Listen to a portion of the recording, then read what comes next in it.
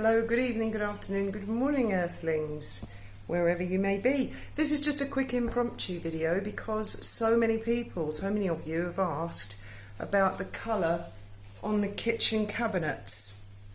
And there's a bit of a story to that as well. I've got the tin here because one lady actually asked, what is it? There's a fantastic paint shop in Gibraltar I go to where they mix it up, the paint box I think it's called. Yeah, I think so. So it's just a number, it's just a code. I don't think there's an actual name of it, but it's like a very minty green. And actually when we got the house, all these cupboards the guy we got the house from, he built all the cupboards, he did all of this himself. And I just thought it was incredible, but it did look quite awful because, and he's done all little cupboards up there, and he did a nice curve and stuff, but it was in a white, and they had a sort of bright orange.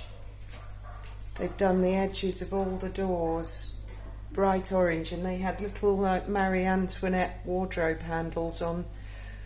They really liked orange. The staircase, the spiral staircase, was bright day glow orange as well. Ooh. And I don't approve of ripping out things if they're good and they're well made. And he put a lot of love into this. He absolutely loved his missus. He loved her. He did this cupboard here.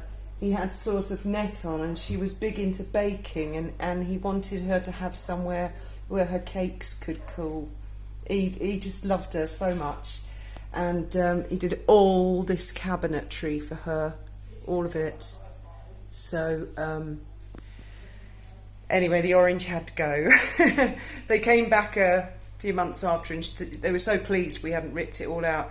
Now, I did it green because it's near the garden, but I'm not very good at DIY a lot of the time, and the green I did it was a sort of World War II, World War I kind of green. Do you know what I mean? More of a real green. It was a pale green, but it was a real green. And I'd seen these tiles in the shop that I really liked.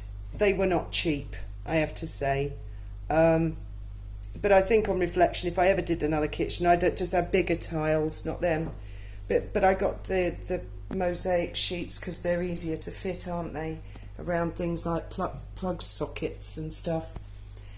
And the counters are original, but... So yeah, anyway, we had it this sort of weird World War II lime green, and I never really liked it, and Graham never really liked it.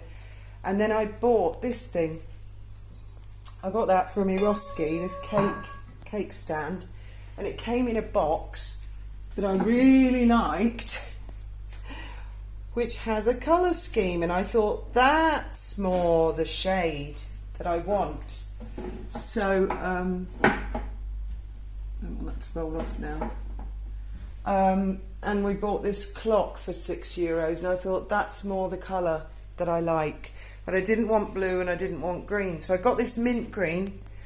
I painted all the cupboards, everything in it, but it was like walking into a peppermint sweet or a mouthwash or something. It was like, whoa, it was so overwhelming every time we came into the kitchen.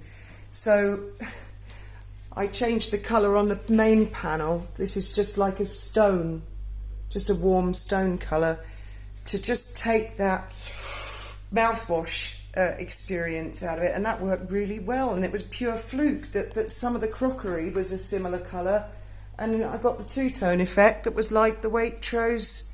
Only cost me 15 quid. I suppose that's quite a lot for a cake stand. And the ice bucket again from Chino's. Everything here is from Chino's, really. I use these at Christmas. And I think crystal brightens the place up. I've got to say, there's a subscriber, I don't want to say who it is, sent me two photographs of some DIY they'd done. It was an alcove, and it was one of these typical alcoves, very dark, where there'd been a bit of old furniture in it, right mess. The before and the after, and oh my God, it was like something out of an Egyptian museum exhibition. Thank you. India. With lighting, and he put glass shelves.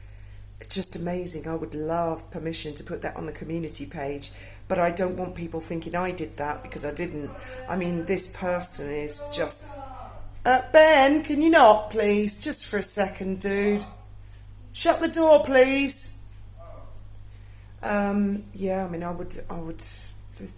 It just looks fabulous, but I don't want to take credit for it, but I don't want to put it out there if that person doesn't want anybody knowing. So you know who you are. Email and let me know, if you, because I think you should be very, very proud of yourself for that. That's phenomenal. I mean, it really puts me to shame. As I say, I'm not much of a DIY person, but the big pièce de résistance in this kitchen is the counters. Now, they are original, but I poured resin on them and then put patterns of stuff in it. And I think the best example is probably there, because this fella who had the house, he loved his wife so much, he gave her a built-in cutting board. I don't know if you can see it, you can just about see it. And the thing is, that was a silly idea, because it had I mean, whoever builds in a cutting board? So there was always dirt in the crack, and that's the last thing you want in a kitchen. So so I resined over the whole thing, and I don't know if you can see that, the pattern in it. It's just a sort of a random pattern that I did, a bit like Mr. Kipling cake. And the other big thing that Graham and I have in here is the barrel, which we bought. We bought it off a pub. That is the barrel. And it makes for a fantastic island. And that's where Megan will be cooking next week, I suppose. So I painted the barrel the same as the cupboards, and this top is not part of the barrel. This is the barrel lid, and as you can see, this is a poker table that we got. Again, we got it for about £1, but it's amazing, and I think it might be bamboo or something, but it was knackered, so we fixed up the edge. And then again, I'll just move this is all resin pattern, and when you're actually here you can see right into it, and it's like God's universe or something. It's amazing, this resin. And then I got this cheap bowl from the Chinos which just matches it, and these glasses, they came from the Chinos, they were about €10, so nothing's expensive. Well, the oven was not, but they always cost a bit. But with me, I like everything to match. I'm not stuck on particular colours. The boat's very much red.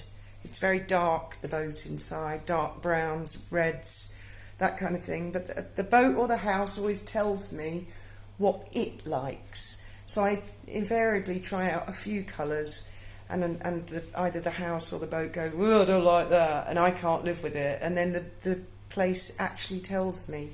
I pick up on the vibes of what it likes. Like Far Ben, I knew Far Ben would love Guinness colours, and inside, like a sort of a Brighton, like one of those antique shops in the lanes, that really suited her, and she was happy. And we'd tried a few colours in there before. So it's all, we just changed the handles. I got the cheapest handles that I could. But I can't stand it when people go, oh, you watch these TV shows where they go, oh, it's a pokey kitchen, rip everything out and start again. I can't stand that. I really can't. There's loads of American DIY shows. There's those two brothers who look really, really similar. What are they called? Drew and... I can't remember their names. But they do that. I'm much more a Hilary Farr person. I don't know if anybody watches Love It or List It. And Hilary works miracles with places that you would never think are going to be any good. So, yeah, I mean, anyone's got photographs. This subscriber's not the only one who sent me lovely photographs of their home. Good grief, a lot of you live in a place better than Buckingham Palace, if you ask me. I've always thought it was a bit gaudy, actually. It's all a bit clashy. I don't know. They're actually, if you go on the Buckingham Palace website, they've had a 3D camera in there, and you can really zoom in on the detail of the ornaments and the vases, and it's actually quite nice, some of the rooms, but some of it's just a bit Victorian for me, and a bit too much. But yes, so that's the story of the kitchen. There you go, story about a kitchen. Whoever would have thought? But yeah, you know who you are, subscriber, with the picture of the alcove. If you want me to share it and put credit to you, but I know you're someone who does not like attention drawn, so I didn't want to do that without asking first. But it is kind of magnificent, and I reckon anyone who sees it, they'll just drool all over that. I reckon you get loads of work as an interior designer. You probably are an interior designer. Probably work at the Victoria and Albert Museum or something like that, don't you? Anyway, so there you go.